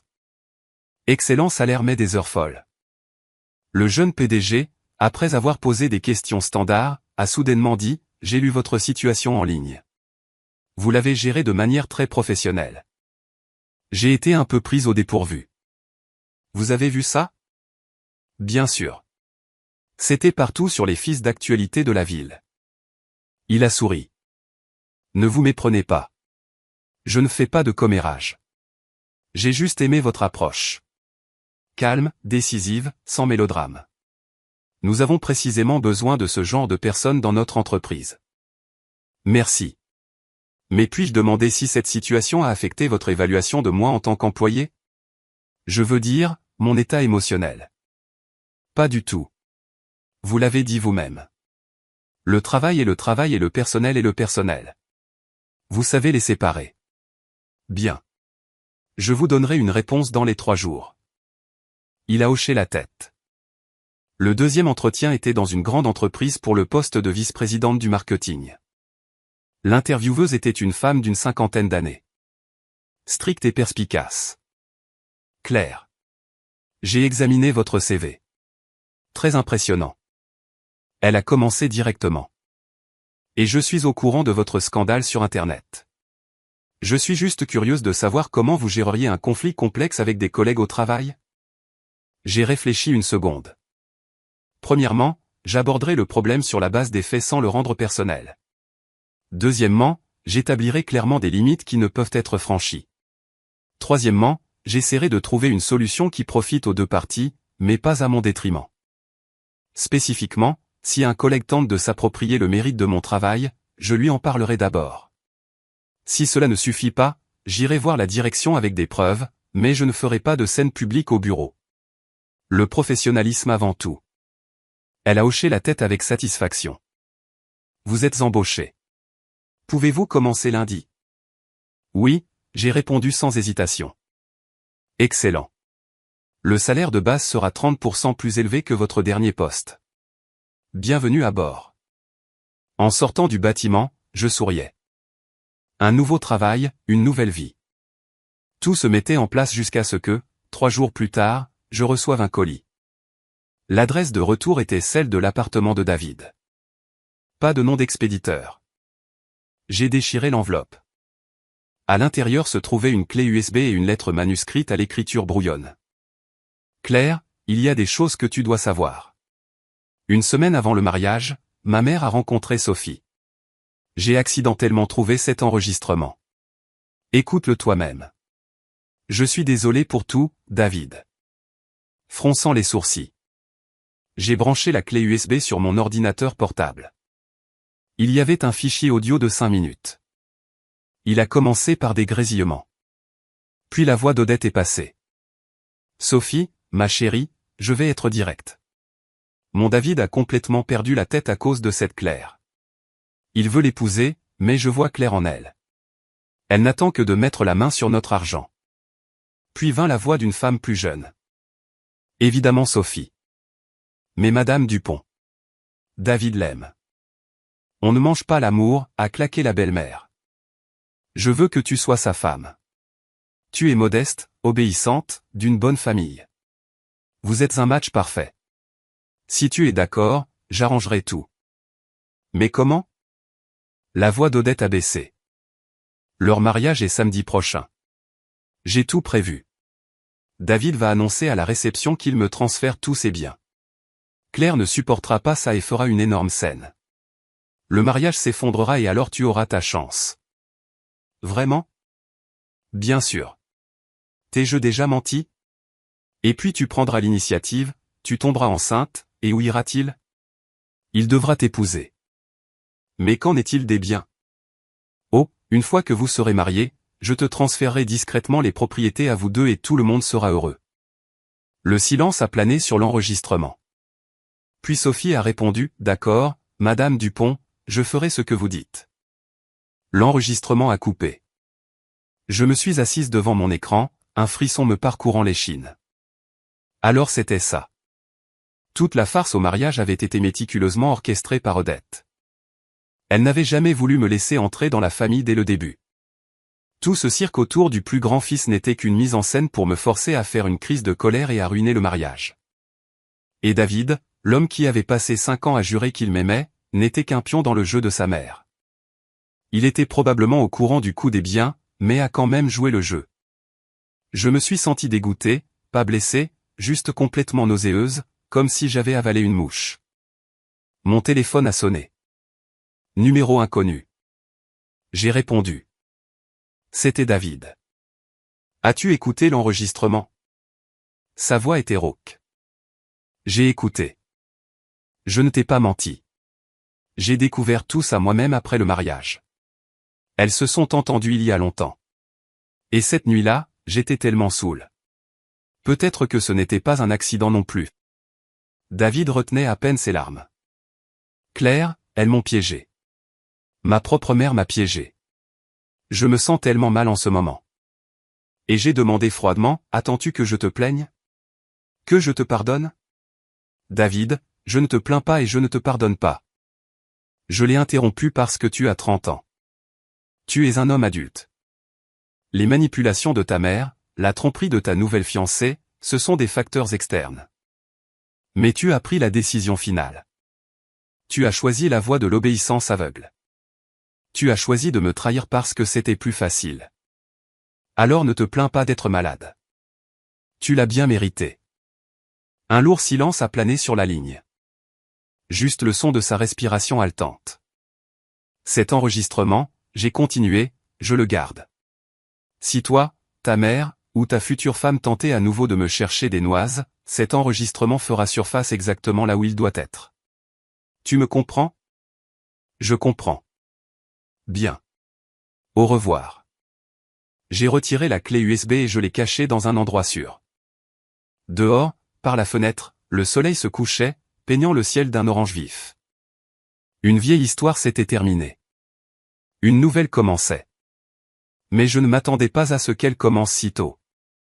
Une semaine plus tard, alors que je déjeunais avec mes nouveaux collègues, j'ai reçu un message d'un numéro inconnu. Claire. Bonjour.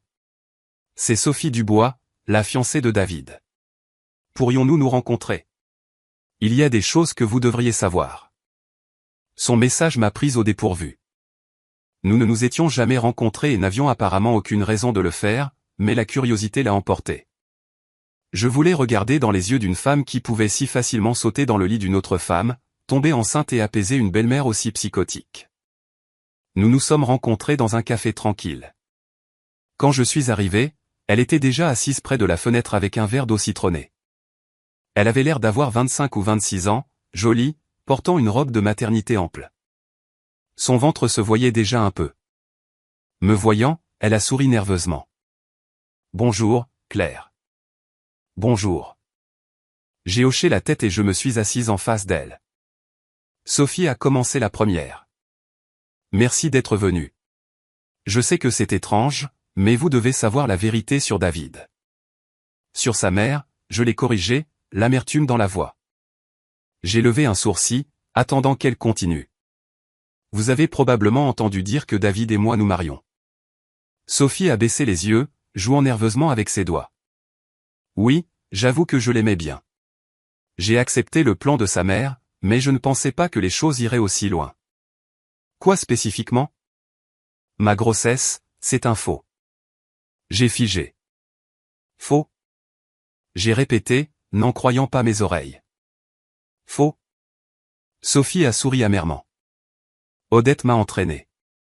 Elle a dit que si je faisais semblant d'être enceinte, David m'épouserait certainement. Ce scandale à votre mariage était aussi son œuvre. Elle voulait juste se débarrasser de vous. Bien que je connaissais déjà une partie de la vérité grâce à l'enregistrement audio.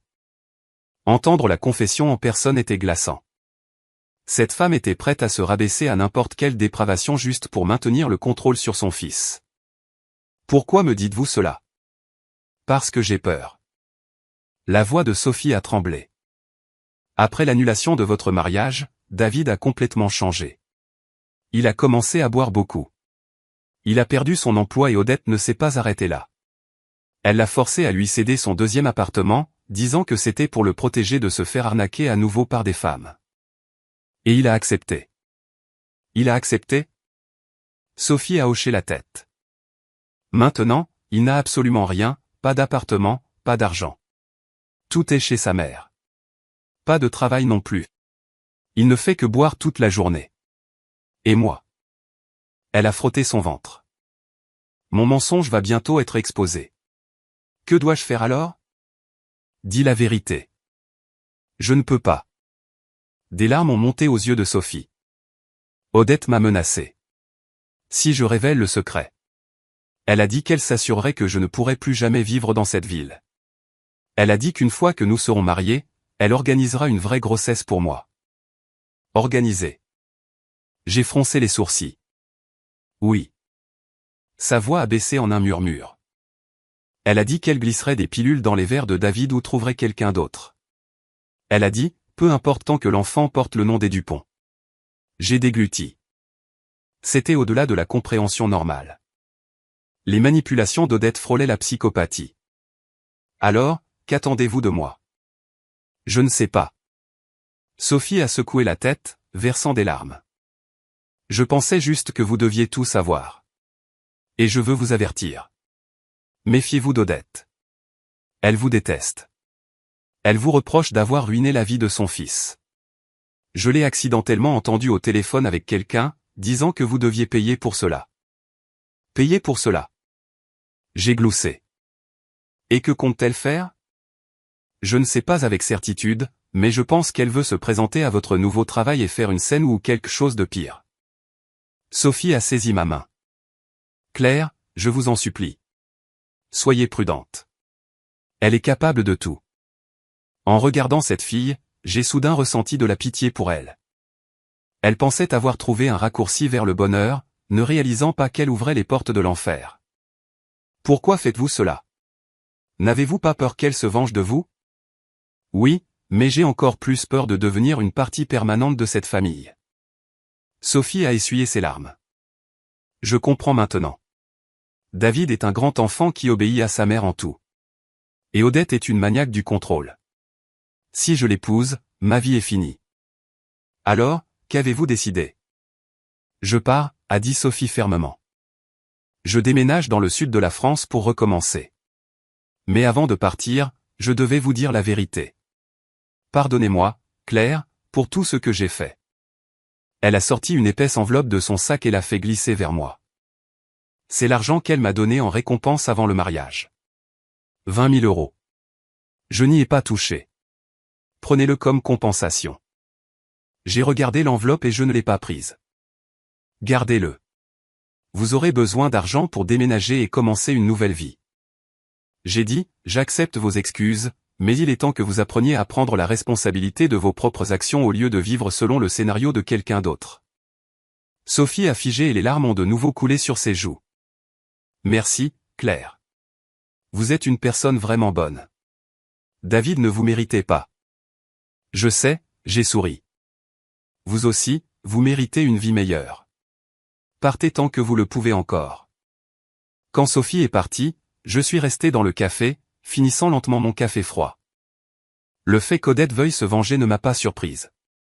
Les gens comme elle n'admettent jamais leurs erreurs, blâmant toujours tout le monde autour d'eux. Mais je n'étais pas non plus facilement intimidé. Je gérais les problèmes au fur et à mesure qu'ils se présentaient. Le lendemain, j'ai tout raconté à mon avocat et je lui ai donné une copie de l'enregistrement audio. C'est une preuve cruciale, a dit Martin. Si elle passe vraiment à l'action, nous l'utiliserons pour contre-attaquer. Gardez une trace de tous les appels et restez vigilante. Pendant les jours suivants, j'étais en état d'alerte, mais tout est resté calme.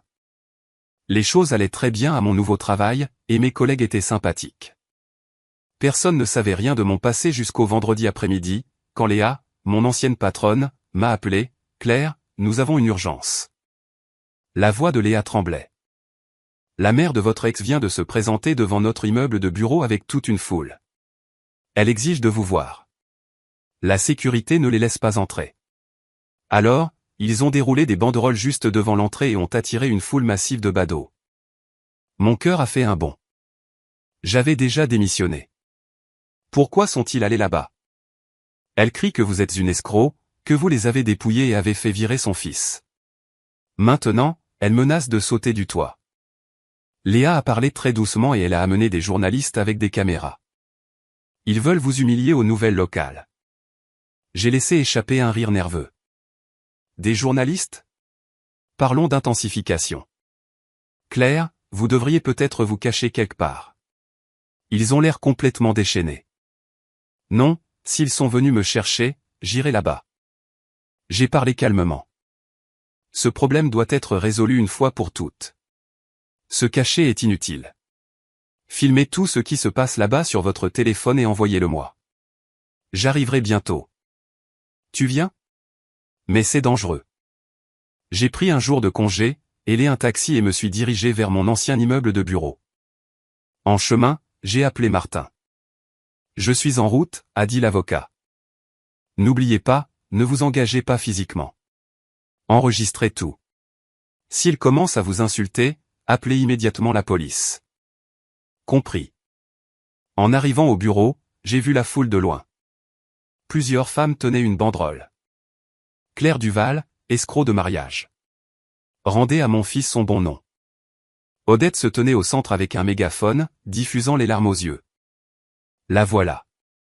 Cette prédatrice a joué avec les sentiments de mon David, nous a extorqué 75 000 €, et a fait une énorme scène au mariage. Mon fils a perdu son emploi à cause d'elle et a fait une dépression. Des femmes comme ça ne devraient-elles pas être punies? Des piétons se sont arrêtés, beaucoup filmant sur leur téléphone.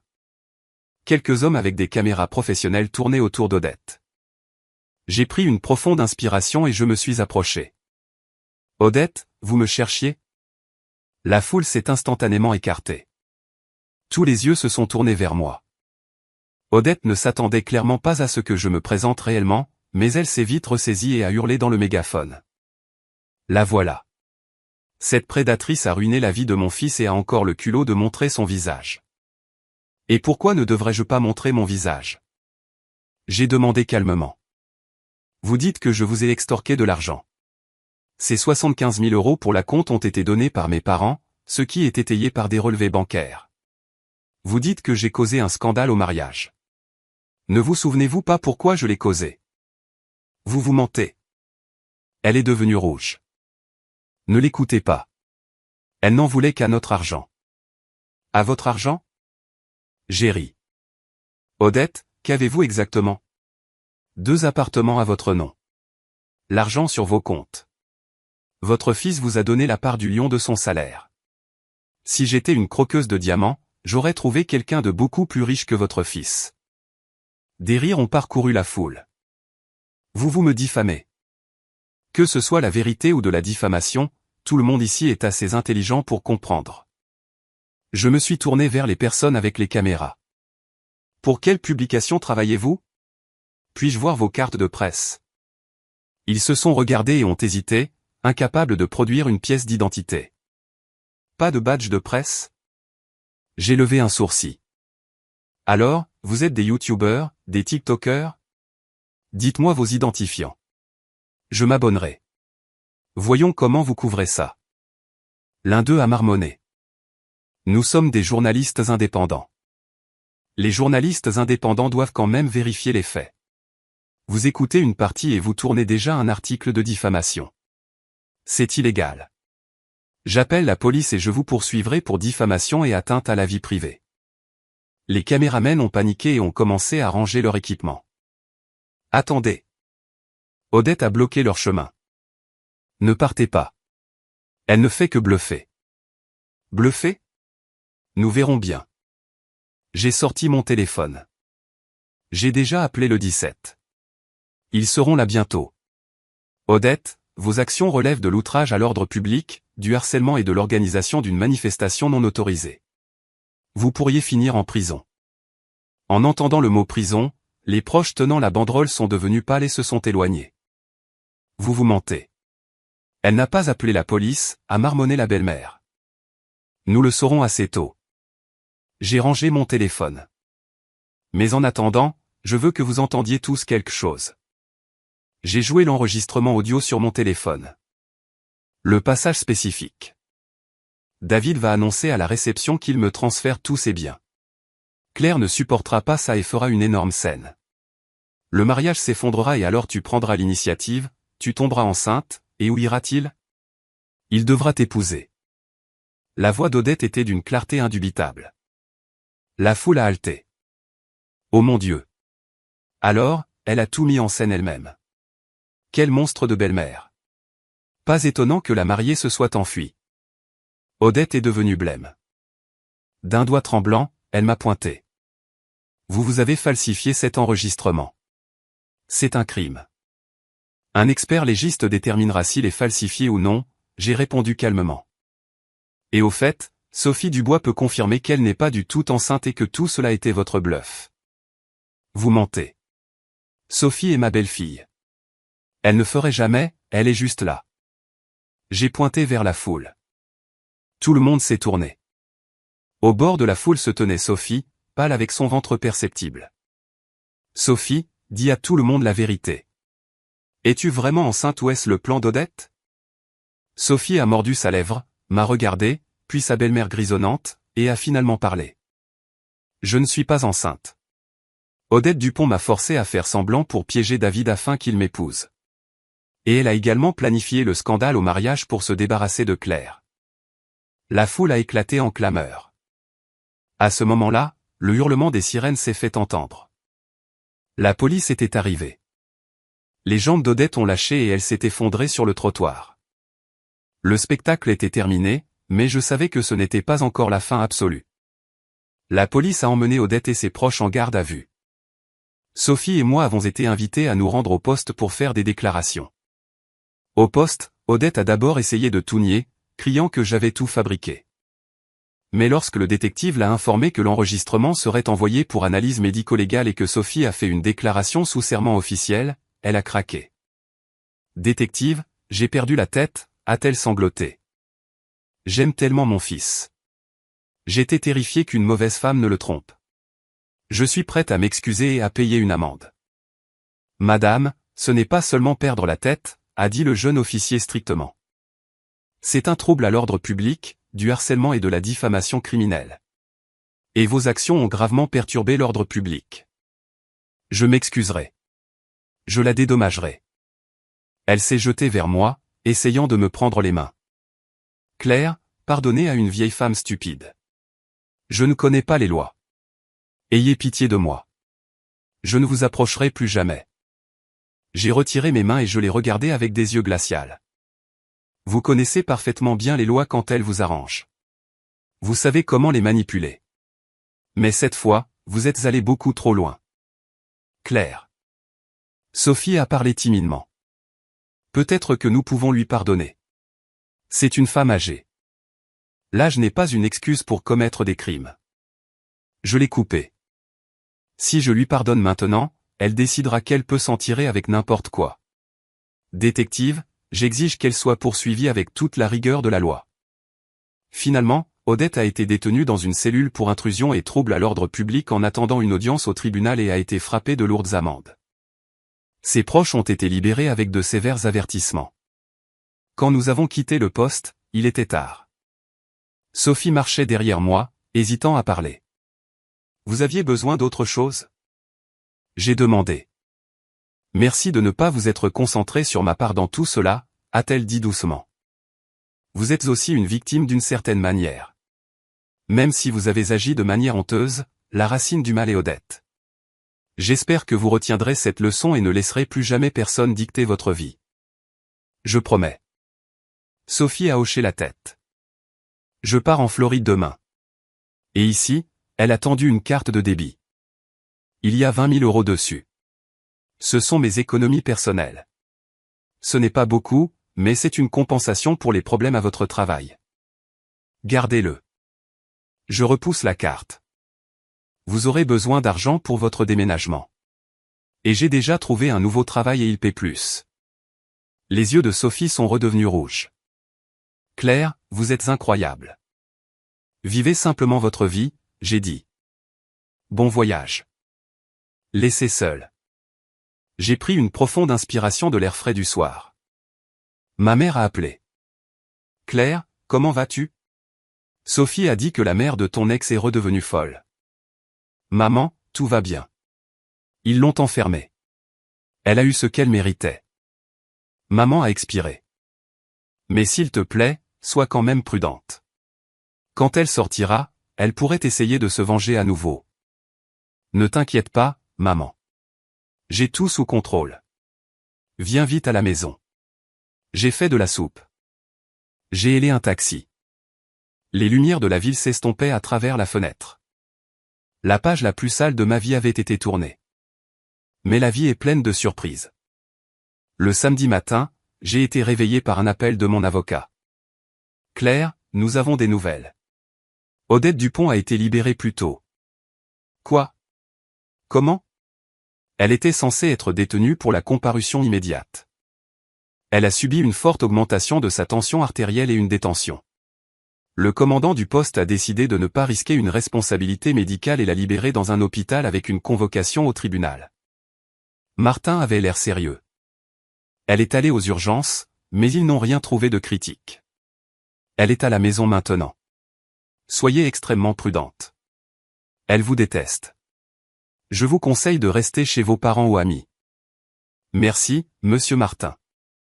J'ai un peu paniqué. Qui savait de quoi cette femme était capable? J'ai appelé Sophie et lui ai demandé si je pouvais dormir chez elle à Montmartre pendant quelques jours. Pas de question. Ma maison est votre forteresse, a déclaré Sophie. Venez. Qu'elle essaie de vous chercher des noix ici. J'ai fait mes affaires, pris la clé USB avec les enregistrements et suis allé chez mon ami. Sophie a préparé le dîner.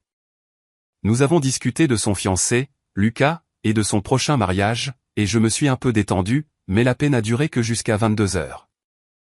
La sonnette a retenti frénétiquement. Sophie et moi avons échangé des regards. Sophie s'est dirigée vers le Judas et est devenue pâle. C'est David et sa mère. J'ai aussi regardé. David tenait une Odette pâle, qui respirait difficilement. Claire, ouvre la porte. Je sais que tu es là. David a frappé à la porte. Ma mère est malade. Elle veut te dire au revoir. Dire au revoir? Sophie a ricané. Donnez-lui un Oscar. Nous n'ouvrons pas. Ils ne partiront pas. J'ai soupiré. Appelle le 17. Demande la police et les urgences. Je vais les retenir. J'ai entrouvert la porte, laissant la chaîne de sécurité engagée. Que voulez-vous, Claire? Ma mère est mourante. David pleurait. Elle veut s'excuser. Claire. La belle-mère haletait faiblement. Pardonnez à une vieille femme stupide. Laissez-moi entrer. Je dirai 2 mots et je partirai. Dites-les dehors. Je suis resté impénétrable.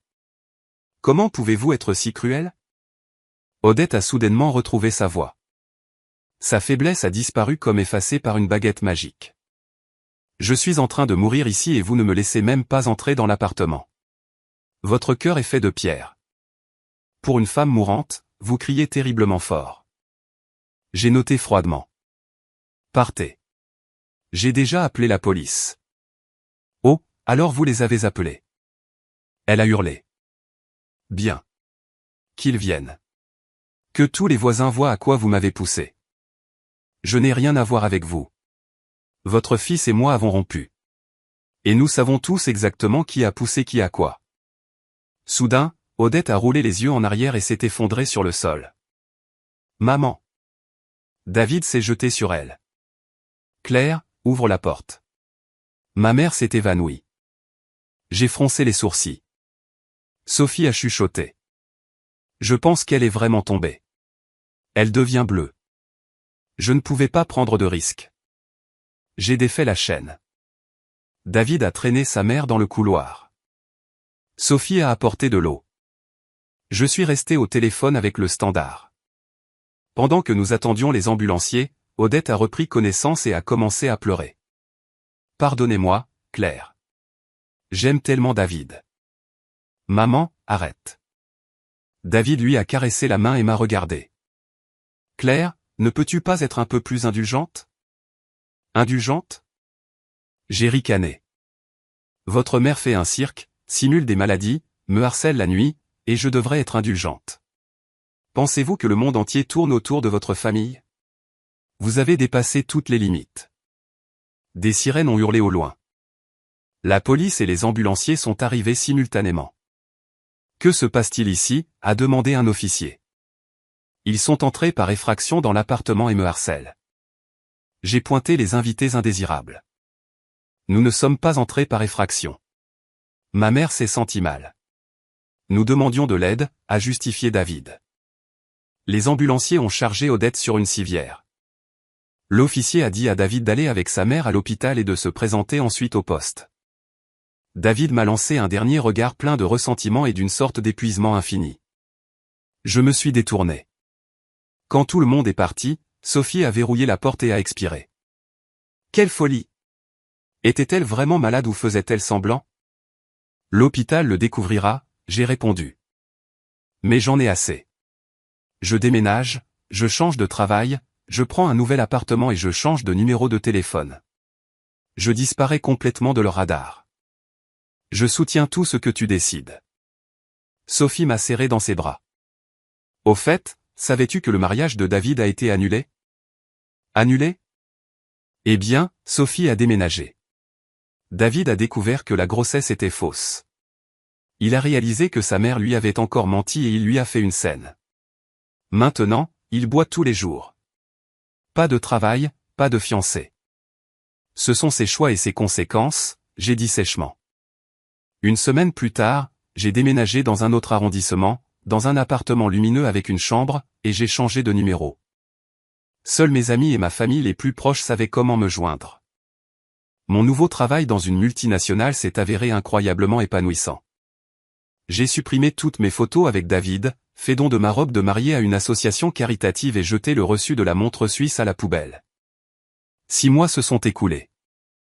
J'excellais au travail et j'ai même été promue directrice adjointe du marketing. Ma vie était calme et confortable.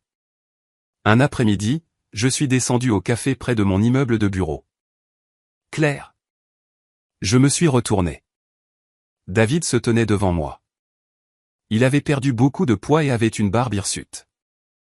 Des cernes noires cernaient ses yeux. Il tenait une mallette usée. C'est vraiment toi. Il a forcé un sourire pathétique. Longtemps sans te voir. Longtemps, je me suis tendu intérieurement. Comment vas-tu? Très bien. Si c'est tout, je dois partir. Attends. Il a bloqué mon chemin. Juste 2 mots. J'ai regardé autour de moi. Le café était plein de monde, j'étais donc en sécurité pour l'écouter. Premièrement, je suis désolé pour ma mère, pour moi, pour tout. Deuxièmement, merci. Si ce n'était pas pour toi, je n'aurais jamais réalisé à quel point le contrôle de ma mère était terrifiant. Et troisièmement, je te souhaite du bonheur. Tu mérites le meilleur. Ayant dit cela, il s'est tourné et est parti sans regarder en arrière. Je l'ai regardé s'éloigner, et le dernier résidu de ressentiment dans mon âme s'est dissous. Votre café, mademoiselle. La voix du barista m'a ramené à la réalité. Merci. J'ai pris la tasse et je suis sorti. Le soleil brillait. La vie continuait. Claire, es-tu libre ce week-end? Sophie a appelé. Les parents de Lucas veulent t'inviter à dîner. Moi? Pourquoi? Ils ont dit que si ce n'était pas pour ton exemple, je n'aurais pas été aussi prudente pour choisir un homme et Lucas et moi ne nous serions jamais rencontrés. En gros, ils veulent te remercier. Oh, d'accord. Envoie-moi l'adresse. Le samedi, je suis arrivé au restaurant. Lucas, ses parents et Sophie étaient déjà là. La famille de Lucas s'est avérée incroyablement chaleureuse. Sophie rayonnait de bonheur. Après le dîner, Lucas est allé chercher la voiture. Sophie et ses parents sont sortis et je me suis attardé un instant devant le miroir dans le hall. Claire. J'ai entendu une voix familière. Je me suis retourné et j'ai figé. Alexandre. Alexandre Martin. Mon aîné de l'université et mon premier amour. Il n'avait pas beaucoup changé, juste l'air plus mature et masculin. Je suis en ville pour un voyage d'affaires, dîner avec des clients. Il a souri. Je ne m'attendais pas à te rencontrer. Tu n'as pas changé du tout. Toujours aussi belle. Merci, Alexandre. J'ai un peu rougi. J'ai l'impression d'avoir vieilli. Tu as juste mûri. J'ai entendu dire que tu étais directrice adjointe maintenant. Bravo. J'ai toujours cru en toi. Comment le savais-tu? Les nouvelles vont vite dans notre industrie. Alexandre a fait une pause. Es-tu marié? Non. J'ai rompu des fiançailles. Célibataire. J'ai aussi divorcé récemment, a-t-il dit. Mon ex-femme a déménagé à l'étranger avec notre enfant. Nous avons tous deux fait une pause, puis avons ri simultanément. Cela ressemblait exactement au début d'un rendez-vous à l'aveugle. Puis-je avoir ton numéro? Nous devrions rester en contact. Les vieux amis devraient se voir plus souvent. Bien sûr. Nous avons échangé nos numéros. Lucas est arrivé et j'ai dit au revoir à Alexandre. Dans la voiture, Sophie m'a fait un clin d'œil en connaissance de cause. Qui était le beau garçon? Il y avait définitivement des étincelles. Arrête. Juste un vieil ami. Mais cette nuit-là, Alexandre m'a envoyé un message, rentré saine et sauve. Oui, merci. Es-tu libre ce week-end? Déjeunons. Je ne connais personne en ville. C'est ennuyeux de manger seul. J'ai hésité. Après toute l'épreuve avec David, j'avais peur de commencer une nouvelle relation, mais il a immédiatement ajouté, n'y pense pas trop. Juste deux vieux amis qui se retrouvent. D'accord, à samedi. Nous sommes allés dans un bistrot français. Alexandre était attentif. Tu as beaucoup changé. Tu étais si silencieuse à l'université, mais maintenant tu rayonnes littéralement. La vie te force à ça. J'ai souri. Il connaissait l'histoire de mon mariage annulé. C'était incroyablement courageux, a-t-il dit, levant son verre. À la courageuse Claire. Nous avons parlé pendant des heures cette nuit-là. Il s'est avéré que nos perspectives sur la vie correspondaient parfaitement. Tu sais, après l'obtention du diplôme, j'ai regretté que nous nous soyons séparés. Il a soudainement admis. Alexandre, le passé est le passé. Et le présent? Avons-nous une chance? Je suis restée silencieuse. J'avais peur de me brûler à nouveau. Ne réponds pas tout de suite. Nous pouvons commencer en tant qu'amis. Je suis là pour 3 mois. Il y a du temps. Et nous avons commencé à sortir ensemble. Nous nous promenions au jardin du Luxembourg, allions au cinéma. Alexandre était entièrement différent. Il n'a jamais essayé de me contrôler. Une nuit, je suis resté tard au bureau. Je suis sorti et il pleuvait à verse. Je n'avais pas de parapluie. Soudain, un parapluie s'est ouvert au-dessus de ma tête. Alexandre, qu'est-ce que tu fais ici? Je passais en voiture. J'ai vu la lumière allumée dans ton bureau. J'ai décidé d'attendre. Viens. Je te ramène à la maison. Dans la voiture, il était complètement trempé parce qu'il avait tenu le parapluie entièrement au-dessus de moi. À ce moment-là, mon cœur a fondu. Personne ne s'était jamais soucié de moi si sincèrement. En arrivant à mon appartement pour se sécher, il a regardé mes photos d'université. Claire, je ne suis pas David. Je ne laisserai jamais personne te faire de mal. Donne-moi une chance. Et si nous nous marions, vas-tu donner tout ton argent à ta mère? J'ai demandé doucement. Il a ri. Non, notre argent est notre argent. Ma mère est financièrement en sécurité. Elle a sa retraite et mon père. Il faut respecter ses parents, mais l'obéissance aveugle est de la stupidité. J'ai regardé dans ses yeux et j'ai hoché la tête. D'accord. Alexandre m'a serré fort dans ses bras. Le lendemain matin, je me suis réveillé à l'odeur des œufs qui friaient. Alexandre était au fourneau. Je suis descendu et j'ai acheté tes croissants préférés. Merci. Et tu sais, j'ai demandé un transfert permanent au bureau de Paris.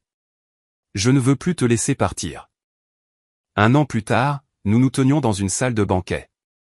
Pas la même, mais une belle pour mon vrai mariage. J'ai marché dans l'allée où Alexandre m'attendait. Pas d'esbrouf, pas de surprise ridicule, juste des vœux sincères. Claire, merci d'avoir cru en moi, a dit Alexandre au microphone. Je promets de toujours te respecter, d'être ton roc dans la douleur et dans la joie. Alexandre, merci d'avoir restauré ma foi et mon amour, j'ai répondu. Les invités ont applaudi. Sophie a versé des larmes de joie. Mes parents n'ont pas non plus caché leurs larmes de bonheur. Ce soir-là, en saluant les invités, nous avons remarqué une silhouette dans l'ombre près de l'entrée. C'était David. Il avait l'air vieilli et usé. Il tenait une petite boîte dans ses mains. Claire, félicitations. Il a tendu la boîte. Je ne l'ai pas prise. Alexandre s'est interposé entre nous. Merci. Nous n'avons pas besoin de cadeaux. David a retiré sa main. Je voulais juste vous souhaiter du bonheur. Vous avez l'air incroyable. Je vais merveilleusement bien, j'ai répondu. Et je vous souhaite le meilleur également. David s'est retourné et s'est éloigné lentement dans l'obscurité. Devrions-nous voir ce qu'il y a à l'intérieur, a demandé Alexandre, pointant la boîte que David avait laissée sur le trottoir. Quoi qu'il en soit, jette-le. J'ai vraiment laissé le passé derrière moi. Alexandre s'est dirigé vers une poubelle, mais a quand même ouvert la boîte. À l'intérieur se trouvaient des boucles d'oreilles en perles et une note. Je suis désolé. Sois heureuse. Ce sont les boucles d'oreilles que ma mère voulait donner à sa belle-fille. Je ne veux pas les garder. Alexandre a jeté le tout à la poubelle. Il ne reviendra pas. Je lui ai parlé il y a quelques mois. Je l'ai averti de rester loin de toi. Tu es allé le voir? Oui. J'ai promis de te protéger. Alexandre m'a serré les épaules. Au fait, on m'a proposé un contrat de 3 ans à Paris. Tu veux venir avec moi? Nous pourrons manger des croissants et nous promener à Montmartre. J'irai n'importe où avec toi. J'ai souri. 1 mois plus tard, nous nous envolions pour la France. J'ai regardé par la fenêtre la ville s'éloigner. Cette fois, je commençais vraiment une nouvelle vie. 6 mois plus tard, assise dans notre appartement parisien, j'ai reçu une carte postale du sud de la France. Sophie et Lucas y célébraient leur mariage. Claire, on t'attend pour notre anniversaire. Sois heureuse. Alexandre s'est approché par derrière et m'a serré dans ses bras. Revenons dans 3 ans et pensons aux enfants. Qu'en dis-tu? J'ai hoché la tête. Oui, nous construirons notre propre maison où l'amour et le respect régneront. Notre propre maison. Mon téléphone sur la table a bipé. Une notification de la banque concernant un virement entrant et un message d'un numéro inconnu. Dette entièrement remboursée. Je suis désolé. Je vous souhaite du bonheur. Qu'est-ce que c'est? A demandé Alexandre. Rien d'important. J'ai supprimé le message et j'ai verrouillé l'écran. Allons nous promener. Allons-y. Nous sommes sortis dans les rues ensoleillées de Paris, nous tenant fermement la main, avançant vers notre avenir heureux et partagé.